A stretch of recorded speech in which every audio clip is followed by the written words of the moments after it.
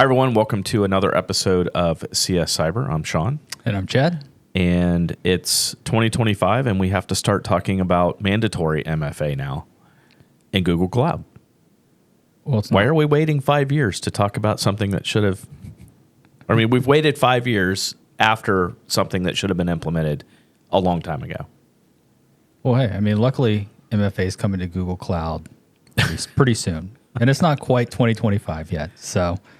but this is funny, right? I mean, so we were just chatting about this particular story. So MFA is coming to Google Cloud. Yep. It just came to Azure in July. So yeah, coming to a big box cloud provider near you. It's going to be MFA. I don't know, man. Like, I just feel like we're so behind on stuff. Like, it's like everything happens in slow motion that mandatory... I mean... We wait until everything's gone wrong, right? And then we talk about, oh, well, maybe we should do secure by design.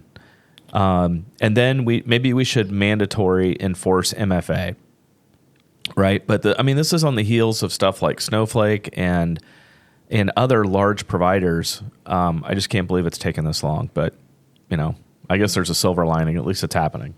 Yeah. Well, I mean, you got to start somewhere, right? So it's... We really just jumped right in today. Like it was. Yeah, I know. Hey, here's the opening. Let's go. So, right. Yeah, that's. I don't even know what to say. Yeah. I mean, it's MFA. I mean, right. It's really ease of use, right? I mean, people adopt it because it's easy to use, and then they're like, oh, maybe I should secure this. And right. So, well, if you're a Google Workspace customer, I understand that impacts you as well. So that's kind of more on the government and corporate side, but it's coming. So you can't stop the train. So yeah, just get ready for MFA and Google Cloud. Well, it'd be really great if they just enabled it by default on just Gmail, right? Like just personal accounts, and that would really just force people to get used to it. Yeah, I know. I don't disagree. But we're in a situation where this is going to happen, and it's going to force people to. Whereas a few things with MFA we need to be cognizant of. One, we need to stop MFA. Notifications over text message, because that's insecure. But a lot of these solutions, and I hate to be the negative guy. Maybe I didn't sleep well last night. I don't know. The issue is that not only are we on the heels of the secure by design thing, but from an MFA perspective. This is going to probably force people into one-time passwords or OTP, right? So you're going to, like a Google Authenticator, right? Right. But now we've got, what we really need to do is move people to the phish-proof MFA, which is, things like the YubiKeys. So I know People are not ready for that. No, I know we're evolving here, but there's a lot more work here that has to be done. That's for sure. Yeah. But like you said, you got to start somewhere. Baby steps. So German law could protect researchers reporting vulnerabilities. Now, that was pretty timely considering what just happened with the city of Columbus. Do you want to jump into that one? Yes. I mean, that's something that we'd actually touched on, I think, last podcast where I always forget the guy's name, Goodwolf. Yeah, Connor Goodwolf. He was kind of hemmed up because the city of Columbus was like, hey, you released our data, blah, blah, blah. So yeah. This was a story that I'd found that just really kind of puts protections in place for those security researchers that are doing just that, right? I mean, try to do it responsibly, and I think he did. I mean, I think he did too. He tried to do the right thing, and nobody would listen to him. So yeah, no, I think he did the right thing. I think this is good legislation, proposed legislation in the EU. This is generally this is stuff that we'll learn from later. In the U.S., but I think this is a first right step. There's a lot of security researchers out there. There are a lot of security researchers that make a living at this, right? And finding vulnerabilities and properly disclosing them. So I honestly don't think Connor Goodwolf did anything wrong in Columbus. I know we have talked about that many, many, many times on this show. But I think this is definitely a great step forward for protecting those individuals. Yeah, I mean, they still got to abide by some rules here. If there's some missteps, I mean, what is it, 3 to 5 months in prison? That sounds. Yeah. Well, you ever see Locked Up Abroad? Like, that's a show. No, I haven't. I haven't either, but it's a thing. That sounds interesting. Well, this is also on the kind of similar to what companies have to go through for penetration testing, right? Kind of that rules of engagement or that get out of jail free card, because pen testing an organization is illegal. Yeah. Well, I mean, I think a lot of companies that have bug bounty programs and things like that, they have a path for that. They have some rules of engagement. You can't just pound on their stuff all day long. So yep. All right. Sounds good. Amazon's got some issues, it looks like, with a third party. You know, I was thinking about this, and I'm like, do you think that third party was running on AWS? I probably. It may have been likely. Yeah. Yeah. But they said that it didn't affect AWS. Yeah, and this was from a MOVEit attack. I mean, so this was a while ago, right? So yeah, what is it? 23, 2.8 million lines of employee data, names, contact information. I mean, nothing that wasn't already out there. Right. So. But AWS and Amazon, they said they weren't directly breached and remain secure. But yeah, when I was reading this, I was like, I wonder if they're running on AWS. I'm telling you, man, I really think that there's a hole developing in companies' cybersecurity platforms where APIs are not properly being looked at. There's some software that we looked at Israeli-wise. I think it was Wiz. Was one of the ones that we looked at. Yeah. Where I think this is a thing, right? I don't know if this was being communicated over an API. It may have been. If so, you might want to start looking at that. You might want to start looking at your APIs and how you're transmitting data to third parties. Because one of the features that we liked about Wiz, and we don't use it, but one of the features that we liked was the fact that it inspected the transmission inside the API to look for things like this, employee data, names, social security numbers, and those types of things. Yeah, I would say APIs are really convenient, but you can be spraying data all over the place and not really even know it. So yeah, sure can. But man, they're convenient. Yes. All right. So what were some of the... So along those lines of the MOVEit vulnerability, right, from 2023, FBI, CISA, and NSA reveal the most exploited vulnerabilities of 2023.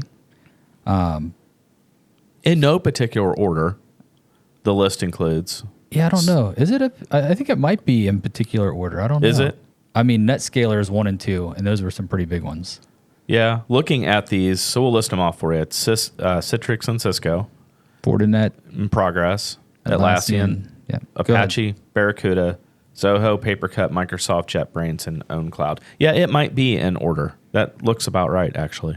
Yeah, but I mean, it's NetScaler vulnerabilities, MOVEit transfer, Log4j 2. Log4j. Good Lord. Office Outlook. So yeah, I mean, yeah, if you have a NetScaler, please patch it. Yeah. Well, I think the name of the game here is vulnerability scanning, right? I mean, again, we've talked about this a lot on this show about how vulnerability detection, and I was just speaking at a conference in Dayton yesterday, and I was implying that again, trying to enforce the fact that vulnerability scanning needs to be added back into your cyber portfolio. Continuous. I also introduced the word continuous. So continuous vulnerability scanning, continuous pen testing. These are things that the ecosystem inside cyber has switched to. You can't just get a pen test once a year. Yeah. Well, I think the FBI and CISA are calling these out because there's still people that haven't patched these vulnerabilities, right? And these were 0 days that were big ones of 2023. So yeah, no, absolutely, I totally agree. Let's see. Well, we've got Patch Tuesday. Yeah, speaking of patches, so yesterday was Patch Tuesday. Microsoft, what do they have? 89 vulnerabilities, 4 0 days. And a partridge in a pear tree. Yeah, 'tis the season. Yeah, I guess. Yeah, this is probably one of the more heftier Patch Tuesdays. Again, not to beat a dead horse here, but vulnerability scanning is definitely a way to, pick up on these and make sure that one, that they're being patched properly, and two, are you vulnerable? Yeah. So do your scanning, start thinking about patching your systems. And there was also a lot of critical infrastructure vulnerabilities that came out. I was listening to CyberWire on the way in this morning. Yeah. And they were rattling off, all kinds. So yeah, there was a lot. There was a bunch of Siemens ones that came out today, but Rockwell had some in there. I think Snyder Electric, Factory Talk had an update for something. Yeah, that's Rockwell. Yeah. So if you got critical infrastructure, pay attention. Don't leave that out. Correct. All right. Now we've got the joint statement from the FBI and CISA on the PRC, People's Republic of China. Yeah. So this came out. Was this today? Yesterday? It was yesterday. Yeah, yesterday. So PRCs are in the telecommunications networks, and ironically enough, I saw Verizon had an outage this week. Yeah. T-Mobile did. In different parts of the country. So I don't know. I didn't see anything that said, that directly linked those outages to the PRC but it was all kind of timely, I thought. Yeah, it is. A lot of those investigations too are very heavily delayed time-wise, and I think some of that is planned. We all knew during the election cycle that China had made access into Verizon's network to access Trump and Vance's phones. Yep. So this is what we really need. We need a response from the telecommunication providers. We really need them to step up and talk about this and let us know what is going on. That is what's missing. So, yeah. Yeah, I think a lot of these things you just, you get news cycles that, hey, this happened, but you never really find out anything else. And then it just kind of goes away, right, until the next time. I think you're right. I think if the FBI or CISA or somebody came out and said, hey, this is occurring, this is what you should be aware of, people would at least know and could protect themselves against it, right? So, I don't know. Just one of those things. Yep. Halliburton. So this was post-ransomware attack, right? So they were attacked in August. Yeah, so they're reporting a $35 million loss following an August ransomware attack. So they had to shut down their IT systems, disconnect some customers. But $35 million, that's a lot of money. Well, I just want to point out that, in their filing, it said that the incident would not significantly impact its financials. But would $35 million impact you financially? That put a pretty big dent in my house payment. Right. So I guess it's all relative, right? Yeah. I would say that's a drop in the bucket to Halliburton. Well, we were talking too before the show, these types of breaches, these larger ones, those losses really start skewing the whole numbers thing, right? Oh yeah.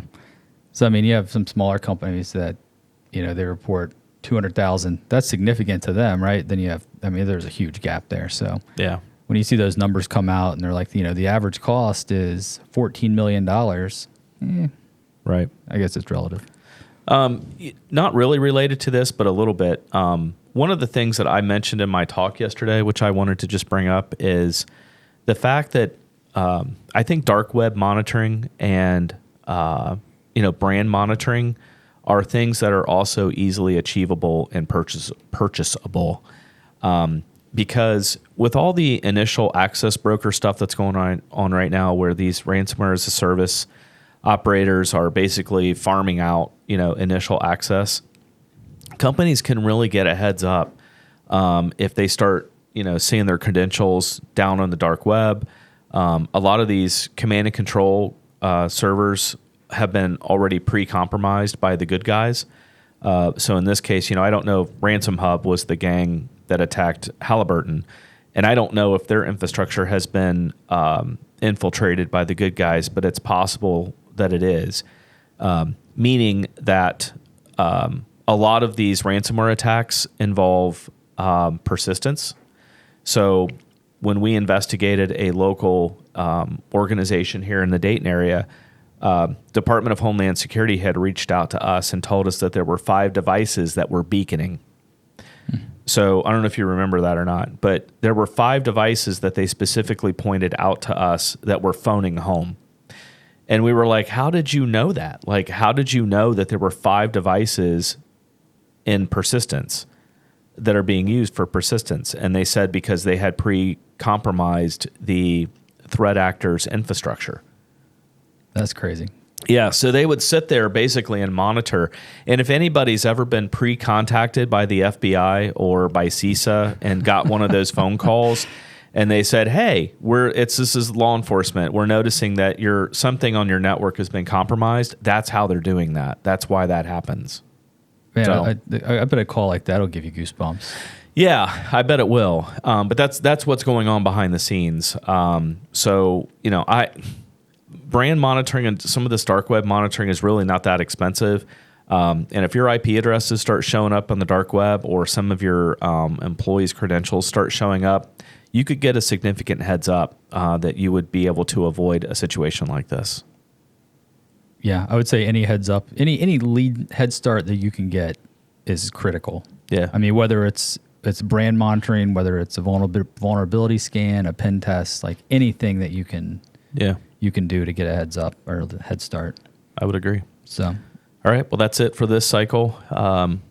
Stay safe out there. I'm Sean. I'm Chad. And we'll catch you next time.